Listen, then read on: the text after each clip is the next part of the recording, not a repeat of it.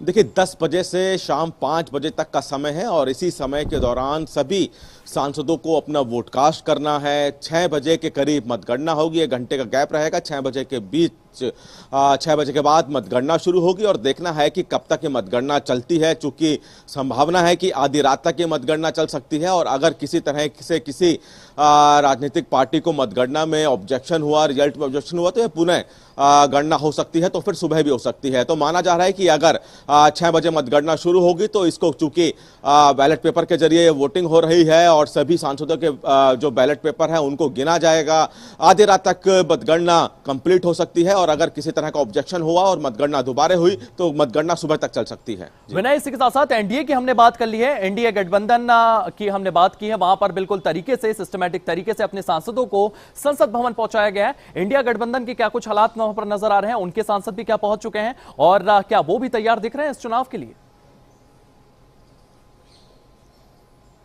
और बिल्कुल इंडिया गठबंधन की तरफ से अपना उम्मीदवार उतारा गया है। पूर्व जस्टिस इंडिया गठबंधन के उम्मीदवार हैं डी सुदर्शन रेड्डी, और ऐसे में लगातार वोट मांगते हुए भी और सभी राजनीतिक दलों के पास भी जाते हुए सुदर्शन रेड्डी गए हैं और अंतरात्मा की आवाज जो सुनने की बात उनकी तरफ से की गई है। विपक्ष की तरफ से भी एक दिन की कार्यशाला का आयोजन वोटिंग के लिए कराया गया था। सभी सांसद विपक्ष के भी संसद में पहुंच चुके हैं और चूंकि वोटिंग प्रक्रिया शुरू हो चुकी है 10 बजे का समय, और अब से अलग अलग धीरे धीरे जिनकी बारी जिस हिसाब से है, चूंकि राज्यों के हिसाब से इस वोटिंग को बांटा गया है, तो राज्यों के हिसाब से ही सभी सांसद, चाहे वो पक्ष के हों विपक्ष के हों, उनको वोटिंग करनी है। जी विनय, आप हमारे साथ बने रहिएगा। इसी बीच एक और बड़ी खबर सामने आ रही है। प्रधानमंत्री नरेंद्र मोदी ने अपना वोट डाल दिया है। उपराष्ट्रपति पद के चुनाव यहां पर चल रहे हैं और प्रधानमंत्री मोदी की ओर से अपना मतदान जो है वो कर दिया गया है। प्रधानमंत्री नरेंद्र मोदी ने मतदान किया है। तस्वीरें आपने कुछ ही समय पहले देखी थी। उपराष्ट्रपति चुनाव के लिए पहला मतदान हो चुका है।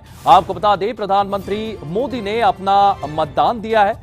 संसद के कमरा R101 में ये मतगणना चल रही है। उपराष्ट्रपति चुनाव के लिए यहां पर पहला मतदान हो चुका है। प्रधानमंत्री मोदी ने अपना वोट दे दिया है, उनकी ओर से मतदान कर दिया गया है। उपराष्ट्रपति पद के चुनाव के लिए पहले प्रधानमंत्री नरेंद्र मोदी ने अपना मतदान दिया है। तस्वीरों में आप देख सकते हैं किस तरीके से वे संसद भवन पहुंचे हैं और यहां पर उनकी ओर से मतदान कर दिया गया है। उपराष्ट्रपति चुनाव के लिए यहां पर पहला मतदान हो चुका है। प्रधानमंत्री नरेंद्र मोदी ने मतदान किया है।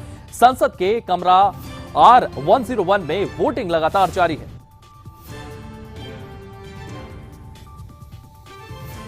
तो उपराष्ट्रपति चुनाव के लिए वोटिंग लगातार चल रही है। तमाम सांसद जो है वो यहां पर पहुंच चुके हैं और इसी को लेकर के मैं आपको विनय की ओर लिए चलता हूं।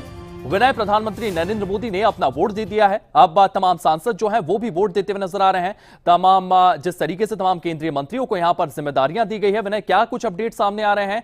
किस तरीके से कौन सा दल जो है वो पहले वोट करता हुआ नजर आएगा? क्योंकि मनोहर लाल के साथ भी तमाम राज्यों के सांसद वहां पर मौजूद हैं। पहले वो उनके आवास पर गए, वहां पर नाश्ता किया, फिर उसके बाद संसद पहुंचे हैं। उनका दल कब वोट करते हुए नजर आएगा?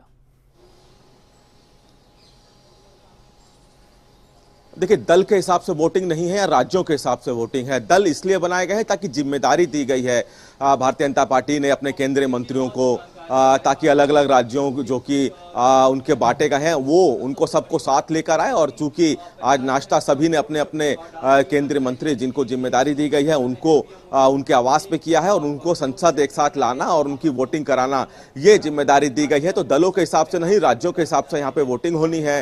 प्रधानमंत्री अपना वोट कास्ट कर चुके हैं। चूंकि प्रधानमंत्री को हिमाचल और पंजाब में बाढ़ का दौरा करना है, तो अभी थोड़ी देर में प्रधानमंत्री हिमाचल और पंजाब में बाढ़ का दौरा करने के लिए निकलेंगे। लेकिन बाकी जो केंद्रीय मंत्री हैं और जिन राज्यों की जिम्मेदारी इन केंद्रीय मंत्रियों को दी गई है, उन सबका वोट कास्ट कराने के बाद वहां से निकलेंगे। और ऐसे में लाजमी है कि एक लंबा समय लगेगा, क्योंकि और पूरे दिन का समय, ये शाम 5 बजे तक का समय है।